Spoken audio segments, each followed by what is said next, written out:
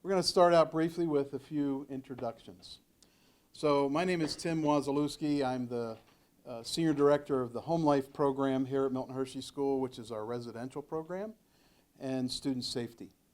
I wear a lot of hats here at the school, but one of the privileges, the absolute privileges that I have, is to be involved in the Compass Project and to work with Deanna Slamans in doing that, and she'll introduce herself in just a minute. It is a privilege, and Deanna often says when we're talking to others or making introductions, well, Tim's my boss. Well, technically that's true, but when it comes to the Compass Project and SEL skills and character leadership, I do everything she tells me to do. I enjoy so much working with her in this endeavor at the school. It is a thrill. And so why I'm here at Milton Hershey School, I've been here for 17 years, started as a house parent, my wife and I, and then took different positions within home life administration. I love the school. It is a fabulous place to live and work. The mission is noble, and I enjoy it immensely. So my name is Deanna Slamans, and I graduated from Milton Hershey School in 1991. I attended the school when I was 13 years old. I came from the western part of the state, Johnstown, Pennsylvania, for those of you who are familiar with our state. And what brought me to Milton Hershey School was my mother. She was bipolar, and she ended up taking her life. And my father battled with schizophrenia, and he took another man's life and was incarcerated. So very early in my life, at 7 years old, I did not have parents to care for me. I did have a grandmother who was an alcoholic and extremely irresponsible with her health. And so my two sisters and I ended up pretty much orphans very early on, and we moved to Harrisburg. And I had an aunt who became my legal guardian, and she sent my sister and I to Milton Hershey School in the 8th grade at age 13 years old. Not long after graduating from Milton Hershey, I met a guy who convinced me to come back, and I house parented for about 15 years at the school, and I've been in my new role for 2 years as curriculum supervisor for social and emotional learning. And as Tim mentioned, it's a noble mission. I am fortunate enough, along with Kevin and Courtney, to have lived the mission. And it is very humbling to receive the love and care that you get from people at Milton Hershey School. And so this is our way of giving back and saying thank you to Uncle Milt for everything that he gave us. So, Kevin? Good morning. My name is Kevin, as she said. I came here in the 4th grade, and it was a long 9-year journey. I graduated last week, and and prior to the school, I'm first generation in the United States. My family's from Dominican Republic, and back home, the selling of drugs was idolized. So coming to the United States, my family made some dumb decisions, which led to me being here. But since then, I chose better. My mom chose better. My dad chose better. And I'll be going to Georgetown in the fall. So.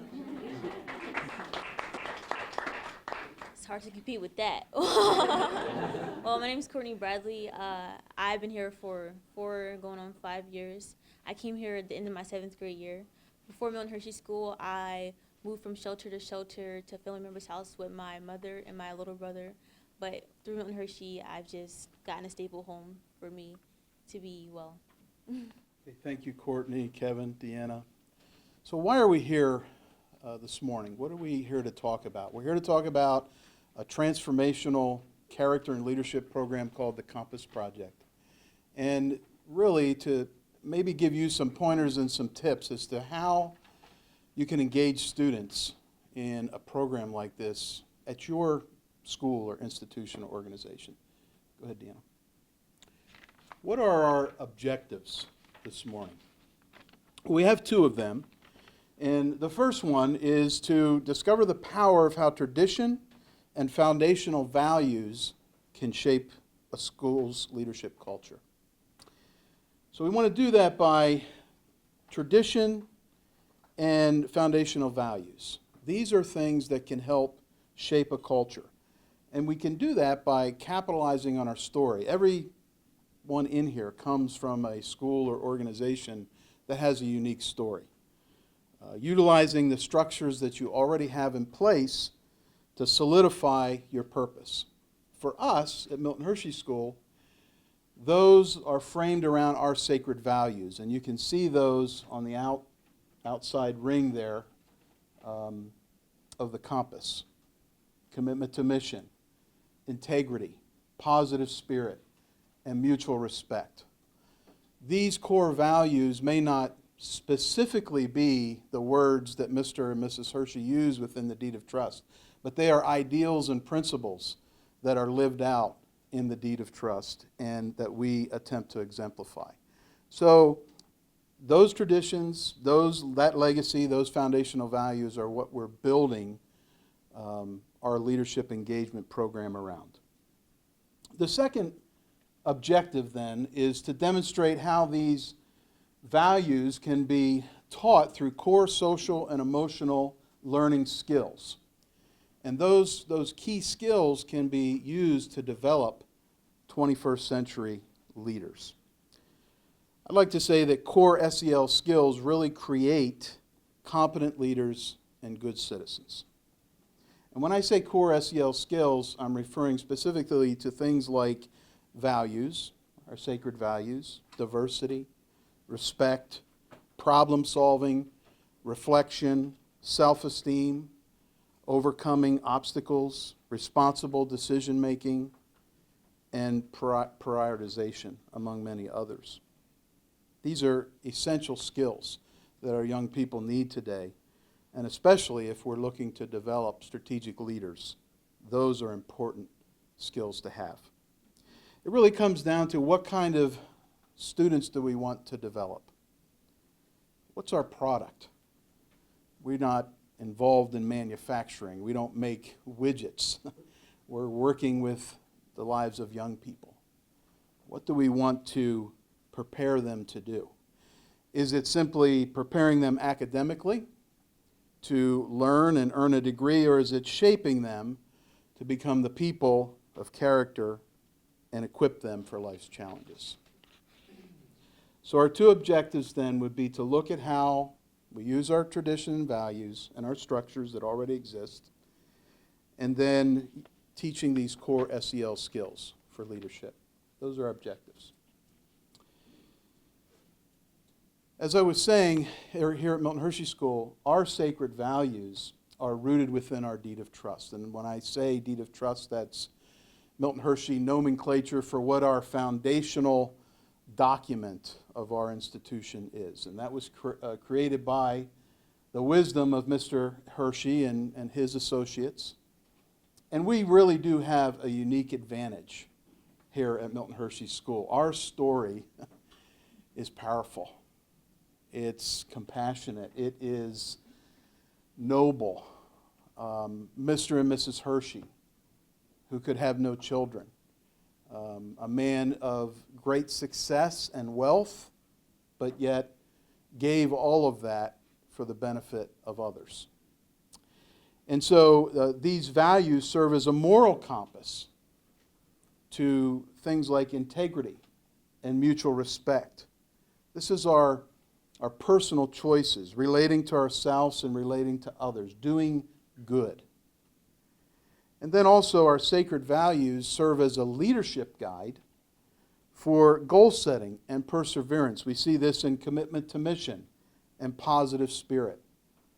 This is that pushing ahead in the growth mindset.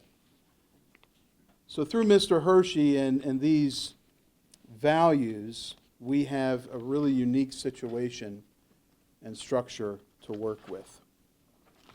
Now, a little bit about our founder, just to give you some background of the richness with which we can establish our Compass project.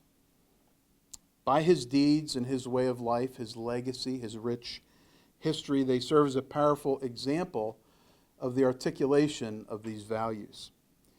Despite his many failures in the candy-making business, he didn't give up, and he persevered to success. Mr. Hershey failed many times, as we just heard in the prior conference about the failure examples and learning from that. Mr. Hershey clearly had many learnings, but he didn't give up. He persevered to success. And as I mentioned, he and his precious wife, Catherine, could have no children of their own. And at the height of his success, with all of his wealth and all of his renown, he gave his entire fortune away, some $60 million in 1909, for the benefit of children. And his legacy lives on even to this day. Just this year, we celebrated our 10,000th graduate. 10,000. And some nearly 20,000 young people have benefited from an experience here at Milton Hershey School. And I would encourage you too, for those of you who like chocolate, which I'm sure that's everyone in the room, if you buy a Hershey bar sometime in the store, turn it over on the back, and you'll see written on the back of that product a picture of silhouette of Mr. Hershey, and it will say the proceeds from this product go to benefit children in financial and social need. And so his legacy, even today, benefits children in need. His care, his compassion, and his concern rose far and above his own personal needs. His business success, he built an entire town. Hershey is the consummate picture of a company town, if you remember your social studies and history lessons from high school. He provided jobs, he promoted culture, and he supported the local public schools with funding far into the future. His strength of character, work ethic, and devotion to spiritual development are clearly spelled out within our deed of trust. And they're required for the students that would benefit from his home and school. Mr. and Mrs. Hershey's vision is our compass, and their intent is clear even 107 years later, to shape and mold young people in need now and into perpetuity. Thanks, Tim. What I'd like for you all to do right now is just take about a minute to think about if your school was founded by someone, or if there's kind of a name or a history or a historical document that's the foundation of your school, and jot some things down. Was your school founded by someone who stressed the importance of living a virtuous life? And if that's the case, go ahead and reflect on what that means, who that person was, the journey of the beginning or the foundation of when your school began. And is their life the focus of the foundation of good character in your school's program?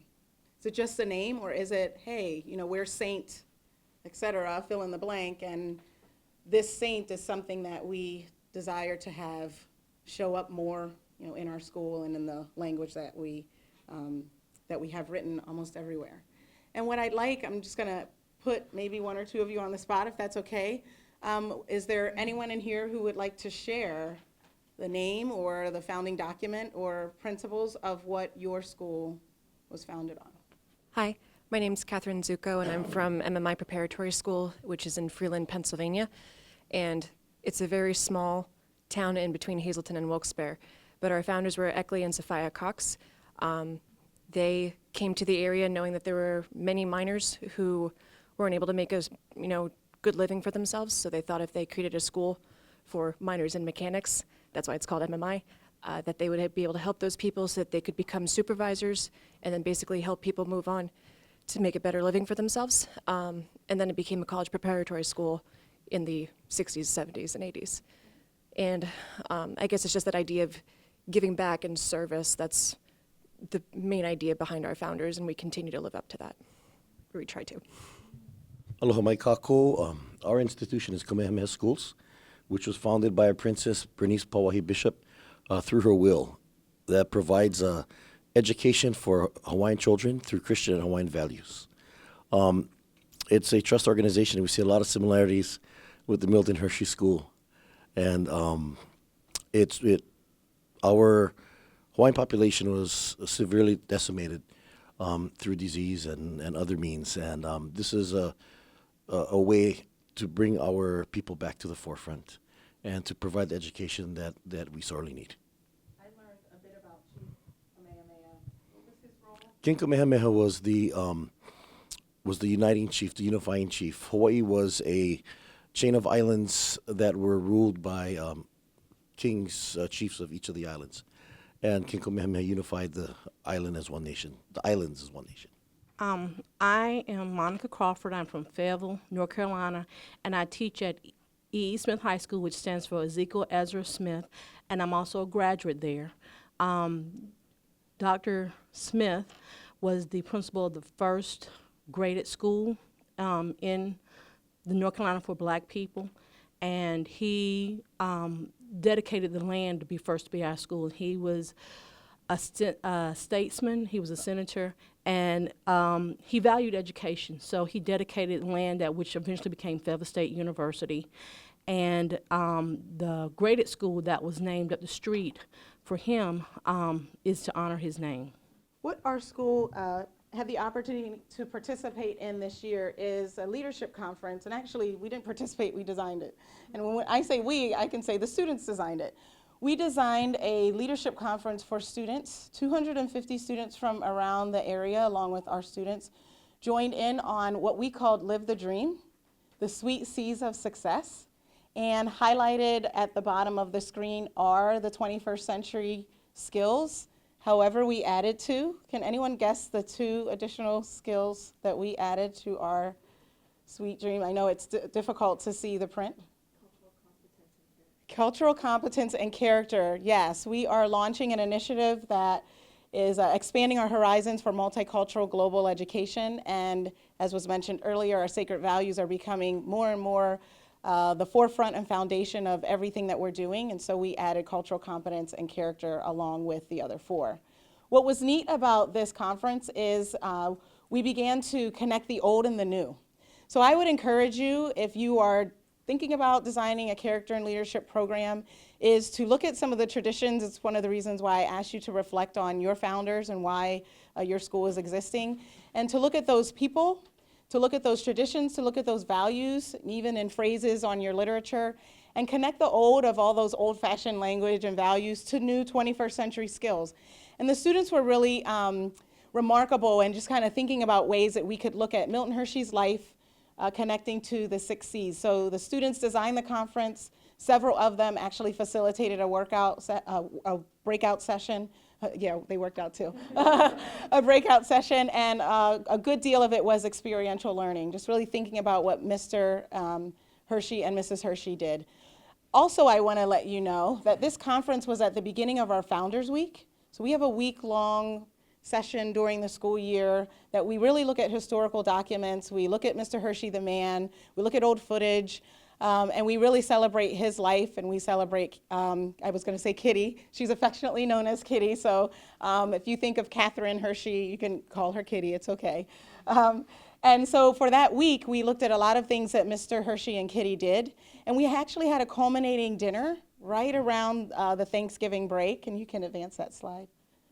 This is our students in the Great American Hall at the Hershey Lodge. Some of you are staying there. So it's the red, white, and blue room all together, 2,000 students and their staff being served a turkey Thanksgiving-style dinner. At the top in the center, there's that kind of purplish screen. That is where the podium was, and there's the original podium that Mr. Hershey used that's 80 years old that was up there. So some of the students read their Thanksgiving speeches, and they looked down, and this is the podium that he used. And we also saw an original copy, an original of the Deed of Trust that students could look at as well. So the leadership conference really was a nice start, and the dinner was a bookend to something where we just have begun to celebrate Mr. Hershey, and not just the things that he did in the past, but what are his leadership skills doing for us now? So that was something that was really unique, and we were able to capitalize on. The next thing that we did this school year, which is fairly new, is we began a course called Legacy to Lead. Again, the word legacy in there is intentional, looking at the legacy leadership skills that Mr. Hershey had, that he possessed. Our sophomores took this course as part of their social studies class because there was a lot of history that was embedded in this. We also have our sacred values by class. So for example, our 10th graders had the sacred value of mutual respect. And so this was very fitting to understand Mr. Hershey's life and his legacy, his social intelligence around mutual respect. And so the sophomores have mutual respect, our freshmen have integrity, our juniors have commitment to mission, and our seniors have positive spirit. But we don't stop there. Our middle schoolers have 4 sacred values, following in that same order, and our elementary students have 4 sacred values, and they actually rotate and cycle through those. But our Legacy to Lead class was our first leadership class for an entire grade, instead of just a small group of people who are leaders. This summer, we will have some summer transition camps. Our rising sophomores, so they just finished their freshman year. They will be taking this coming fall, but on the weekend, during a weekend in August, they will go out to a local college and they will learn about what mutual respect is. We'll talk a little bit about that sacred value and get them ready to begin this leadership course. Next year, we will also be more intentional, having our student government caucuses focus on their sacred value for that grade. So for example, the junior caucus president will be asked, how will he weave or how will she weave commitment to mission into their class activities when they do fundraising and when they have unity events, so that they can begin to own their sacred value even more intentionally. Okay, so first we're gonna go do a brief description of our 4 sacred values before we do our interactive activity. So we have commitment to mission, which is having perseverance to complete any task or goals put in front of you. We also have positive spirit, which is keeping an open mindset to any challenges that come in front of you. As well, we have mutual respect, and mutual respect for us is interacting with others well and interacting with not just students but adults. And it's key to the success for a student at a boarding school and basically anywhere in society.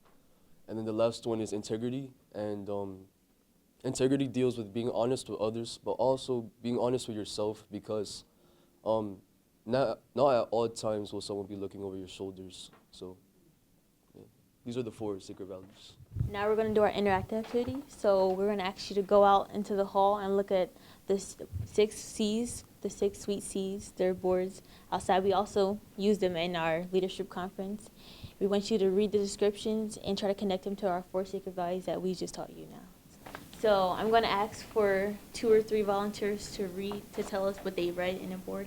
The first one I read was critical thinking, and in reading it, the only thing that came to my mind was the saying from the movie Robots, see a need, feel a need, and that's what I thought about with critical thinking. He saw the need of his people to have a better system, so he created that, and that critical thinking allowed him to be successful in creating the town of Hershey and maintaining its popularity. I just wanted to add that I thought that also would fit into mutual respect, because one of the driving factors in creating a network of the trolleys and everything for Milton Hershey and the entertainment was to provide a reason for workers to stay and be happy in Hershey, not just to make money, but to increase the quality of their life. So I think that the one that I read was collaboration, and you just reminded me of the mutual respect piece, because I was reading about how Milton Hershey, he had been lent some money, and this other person, said that he didn't have to pay it back because it was during the month of Jubilee, and with his Jewish faith, all debts were forgiven.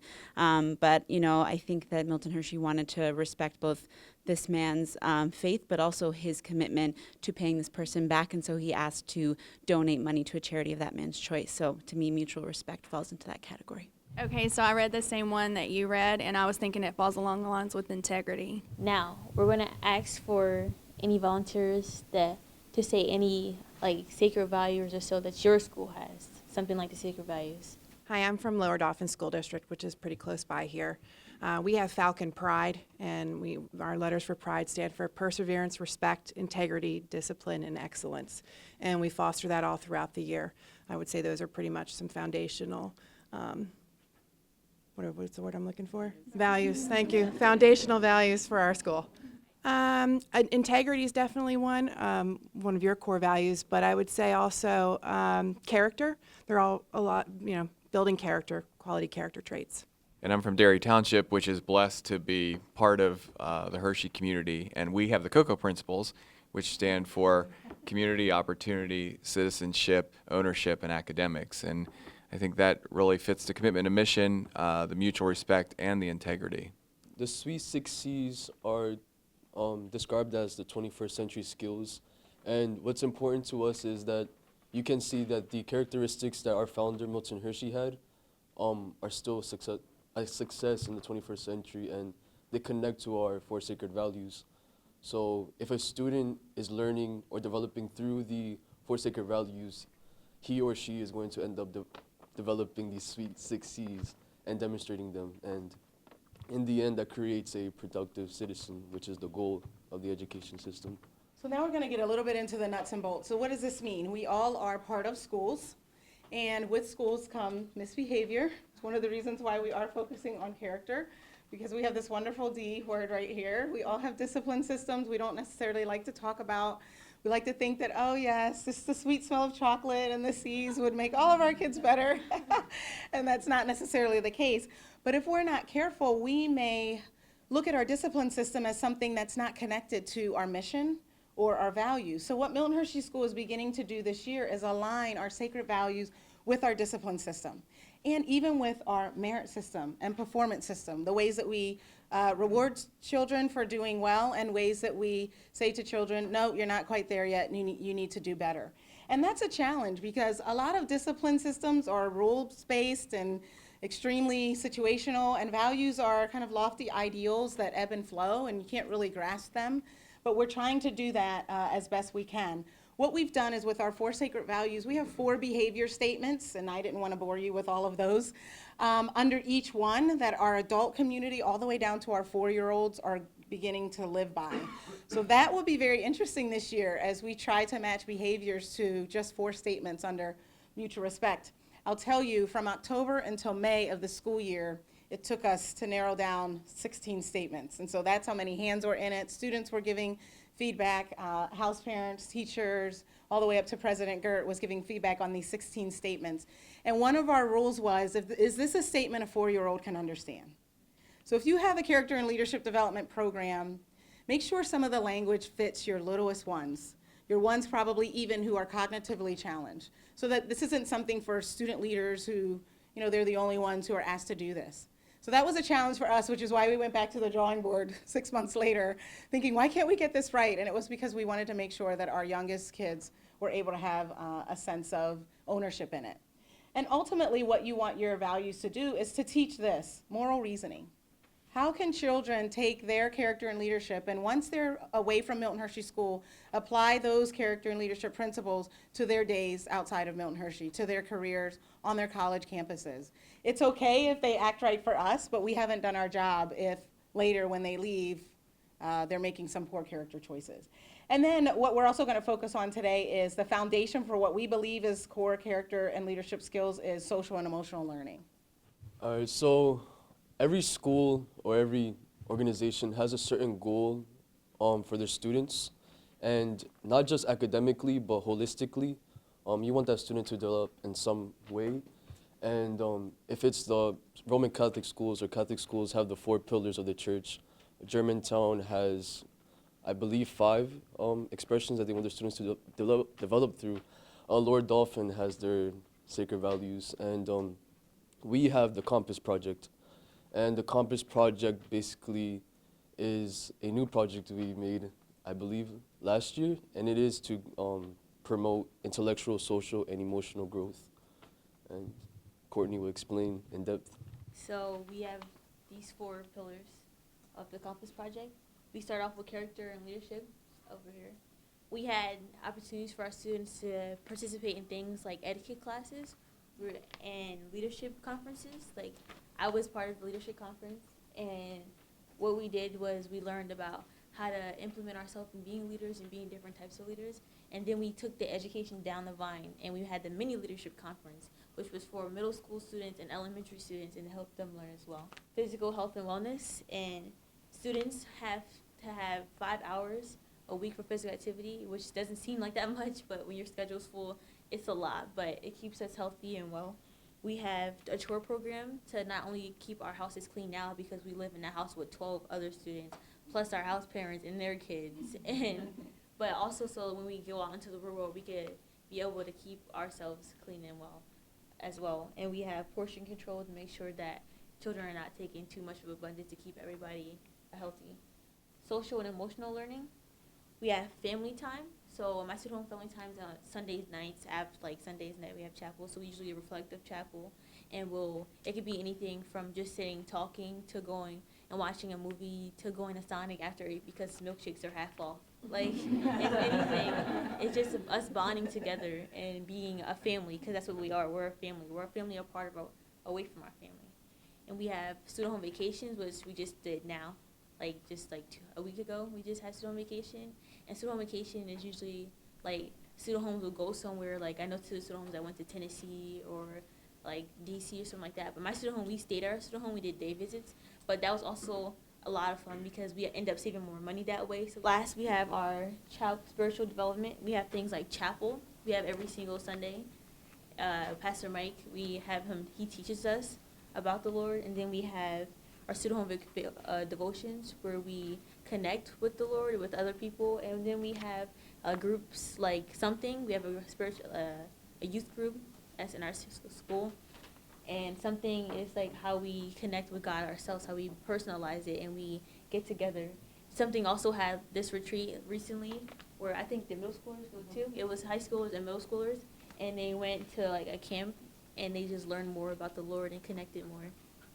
Can you tell me, especially in terms of like the student home family time is rather redundant, but the spiritual time, is that usually done like in the family setting or in sort of like classes, like by grade level, or sort of all of the above? So it's kind of like all of the above. Like, I remember in middle school we had like for like a marking period, we had Pastor Mike come to our class and we did a class thing. And then we also have to have devotions in our student home, and that's just our house parents. And then we have like a whole school thing like chapel, or we have groups. Like I'm a cheerleader, and we went to this one winter we went to this shelter or something like that, and we did praying, and we did dress up like little elves for the little kids and stuff like that. Like, it could be anything. Can I ask one more? I'm Yes. sorry. I'm gonna ask one more question, if that's okay. And this, please, for you. So for your home, like families, for like your Res Life families, like, are they sort of participating in their own like line of training in addition to sort of the work that you guys are doing with students? When you say family, your own personal, like your So no. So like if I were a dorm parent or like a home parent, like a house parent, thank you. Are they doing their own sort of training with you all in addition? Yes, so there's professional development for the house parents, yes. What I want to do is walk you through what our social and emotional learning curriculum is. There actually are 3 copies floating around of the curriculum. They are age appropriate, so there's an elementary curriculum booklet, there's a middle school curriculum booklet, and a high school curriculum booklet that you can leaf through at your leisure at the end. I know some of you are looking through them right now. I just wanted to give you kind of a curriculum map for us. Another thing I'd like to give you advice on. So the first thing we talked about was having our legacy leaders, our core documents, our values be the thing that drives what we do. The second thing we focused on was making sure that those words align with your discipline and behavior and understanding what all of that entails. And the third thing we talked about was how do we keep this whole child idea? It's all of the things that were mentioned on this graphic back here had nothing to do with academics. This is all the stuff that happens outside of the school day, which is why it's part of the Compass Project. And lastly, what I'd like you to do is I challenge you to research your school. We have 4 themes here that we developed: well-being, social intelligence, self-sufficiency, and growth mindset. Those aren't just words that we grasped out of thin air. That's from our data. So we actually polled our graduates and we said, what are some things that you wish Milton Hershey School would have done a greater job in teaching you or helping you to develop? After 5 years out of Milton Hershey School, our graduates start stumbling and realizing, oh man, Milton Hershey School really did quite a bit for me. I wish I would have learned more about this. I wish I would have paid a little more attention. I think we all just kind of get wiser after we get through 18 through 21 years old. But these are the 4 themes that our students, 6th grade through 12th grade, as well as our alumni said, they struggle with a sense of well-being. And part of it is if you're at a school where the schedules are pretty fixed and rigid and you've got kids who are involved or even over-involved in a lot of things, it is difficult for them to understand how to manage their own well-being. How do they cope? How do they design for themselves an opportunity to self-reflect? So this really kind of rung out very true for us. These 3 months are 3 months of a skill to help develop well-being. Self-reflection is taught in August, K-12, or pre-K to 12th grade. In September, overcoming emotional and personal challenges is taught, pre-K to 12th grade. And in October, self-esteem development. And you can kind of see how the pattern goes. And the reason that we do that is because at the beginning of the year, unfortunately for some of our kids, they're coming back from home. They may not have slept well at home. They may not have eaten well at home. They may have experienced some type of abuse at home. They may not have been emotionally regulated at home. Lots of things that could have taken place. So we want to make sure in August they are understanding their own well-being. Here's a chance to start over. It's a brand new school year. Last year's over. I may not have made, the grades that I wanted, but this year's a new start. It's a great time to set goals. During the months of November through January, I calculated our kids on average are home from Thanksgiving to the new school year 24 days. So they're transitioning from home and back often. And so what we've done is we've developed some lessons for our kids to understand their different ways to be diverse. This is your Milton Hershey family and the traditions that you do at Milton Hershey School, and this is your traditions and your families at home, and to celebrate all of those things. Our lesson for social norms and values is how do you dress for different occasions? How do you dress for a Christmas party or when you go to a theater? There's a lot of holiday things that happen during that time, and so we develop those life and social skills by teaching kids how to dress for different occasions. And then January, this was quite a surprise for me. I really enjoyed the discovery of this. Compromise and finding common ground fell right in line with our Martin Luther King Assembly, where he did a lot of finding common ground with people. So we had some academic connections to our January theme, and it wasn't even something that we tried. It was just really neat to fit it in. I won't take too long on the last two, but you can see for self-sufficiency, which is the biggest, I think, hurdle for children who grow up in poverty, when they have a goal of breaking the cycle of poverty, there really are three key components, and also there are a lot more, but three foundational components to being able to be self-sufficient. And that's understanding that when you fail, you've got to get back up. You can't stay stuck where you're at. And then the second one is making responsible decisions around relationships. We look at our children, our young people, and when they graduate, they're not derailing because we didn't prepare them academically. They're in AP classes. We're giving them schedules. Our campus is like a college campus. They've got to race to different classes. They're derailing because they're deciding, I don't think I'm going to get up to class today. I don't have to. There's not a house parent telling me that I need to get up. I don't think I'm going to go. Or, I don't know. Does it matter what friends I have? And I always have this phrase that I've shared with our boys in the student home, show me your friends and I'll show you your future. It really does matter the decisions that you make. And we've looked at our kids, and the ones who are really struggling with being self-sufficient, they can say, wow, I quit really early on this and couldn't get back on my feet. Yeah, I can point to some times where I just did not, I did not make some wise choices, and I have my priorities out of order. And so these three skills are very important for our kids to understand what that looks like. And then May through July, we look at growth mindset. I know probably a lot of you have heard of Carol Dweck and Angela Duckworth and that whole mindset movement, and that's very important for us to be able to focus on that for our kids as well, especially from the backgrounds that they've come from. Okay, so one of the activities we do to promote the 4 categories that were just said is senior reflections, and it goes under well-being for self-reflection, and it promotes intellectual, social, and emotional growth. I believe that you have to have a certain level of intellect to know when to self-reflect. For our school, it's put in August, and August is the beginning of the year. And being a senior, that's the beginning to the end of being here. And for me, it was a road of 9 years. So socially, I became really appreciative of the relationships I had formed, but also I wanted to create more. So literally, I would make Facebook posts to hang out with whoever I had not hung out with. And emotionally, I believe when I did self-reflect, I realized, like, who would I have been if it wasn't for my journey here? Like, who would Kevin be? And I can't even imagine it because I started when I was 9 years old. And as well, I think of what I did for my family. My mother is a registered nurse now, and she's enrolling for her master's degree. And my father, he chose better. He's back in the Dominican Republic doing well. And my brother graduated from Milton Hershey School, and he interns for HBO now. So the reflection was a key part in just becoming thankful, and that's why our school does it. And so here we have this activity consisted of pictures, and all these pictures are moments that 99.9 of the student population experiences. There's, yeah, okay, so the basketball games, it's where everyone laughed, it's where everyone came together to cheer on the team. The middle school, which is here, we all at some point, I think we had to run that hill because of consequences. Yeah.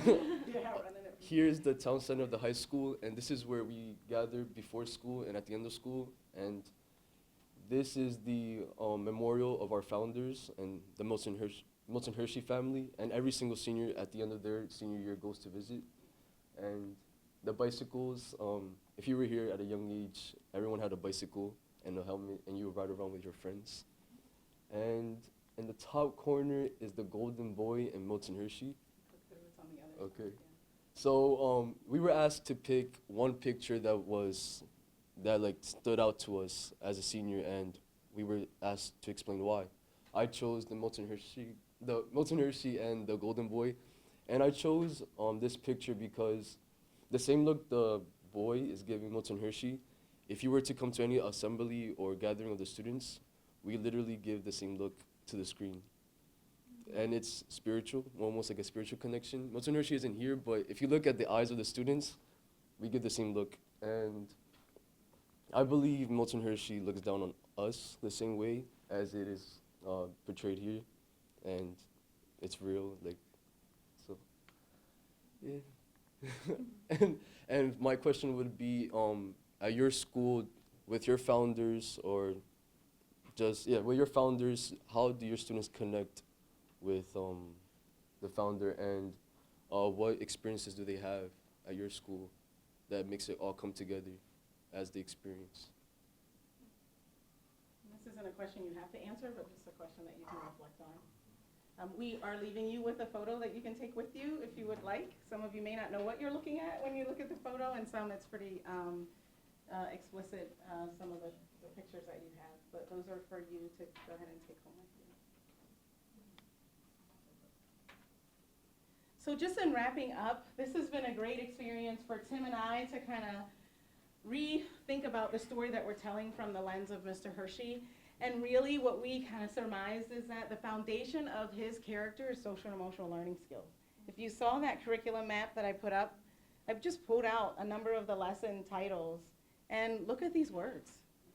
This really is the life that he lived, overcoming emotional and personal challenges, prioritizing, confronting his failure, making responsible decisions. So it really does come around full circle for us. Looking at the sacred values, looking at the legacy that he led, kind of breaking those down and understanding how do we make those very evident for our kids, writing this curriculum. And then, you know, this slide Tim and I designed yesterday, we said, oh my goodness, this really does kind of point back to what he needed to do in order to have those 21st century skills. They don't just happen. But I'd like to say, you know, for our students are ripe for those because it's a struggle. And he developed those 6 C's because of struggles that he was able to overcome. And so it's really nice to be able to have lessons that really speak to some of those struggles as well. We're going to end our time today, and Kevin doesn't like that I've done this, but I've decided to anyway. We have time. Kevin did our commencement welcome speech this year. If you were not aware and you did not watch it, you're in for a treat.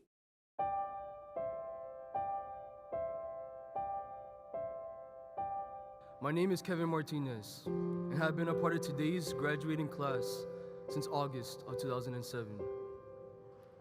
Every journey at the Milton Hershey School is unique and personalized to every student. Mine is no exception. I have stumbled at times on my journey at this school. As a result, I have grown, and I grew alongside my fellow brothers and sisters. We as students not just attend school here, we experienced life. A staff member once asked me, what is one thing MHS changed your perspective on that you will carry with you for the rest of your life? I can answer that question with one word: dreams. the Milton Hershey School has completely transformed my perspective on what it is to dream and access or fulfill that dream. As a student here, I learned that the act of dreaming is a response to opportunity. Many of us in this room did not have an abundance of opportunity at one point or another in our lives. So I ask, how many dreams have been squelched, denied, or never taken root due to the lack of opportunity?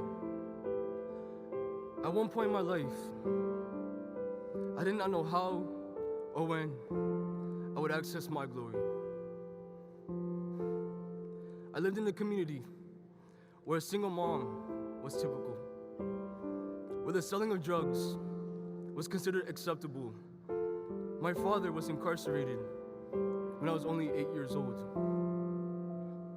I created a facade for the sake of my family's sanity, but on the inside, I was completely and utterly lost.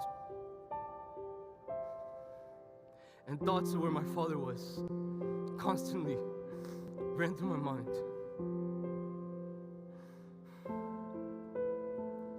My future had become extremely vague and fragile. I did not know what was going to happen to me or my remaining family. And at the age of 8, I stopped dreaming. I believe, like myself, many of us came to the conclusion that some dreams, some goals, and some aspirations were simply not made for real life and were meant just for our imagination. But today, June 12th, 2016, I stand here to tell you that dreams are accessible.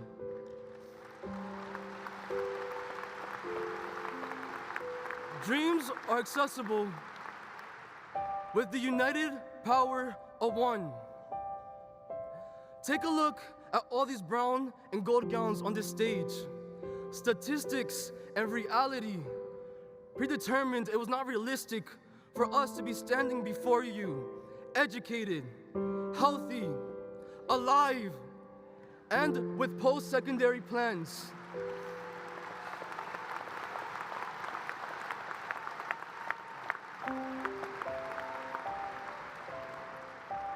Our school is sending 222 students out into the world this afternoon. And please, let me tell you that there were days and months that many of us wallowed in the valley of despair, but we are on the way to the mountaintop today as we graduate. We must not dare stop dreaming. We must continue developing whichever dream we hold with zero excuses, because we all possess something special and we all have something special to give. I ask all of you in attendance, in particular the underclassmen, and most importantly, I ask the graduating class of 2016, what talents, what ideas, what abilities, and what dreams will we take with us today and manifest? So let's go. Let's show the world all that we have to offer. Let's become legendary. And remember, my phenomenal class of 2016, stay golden. Thank you.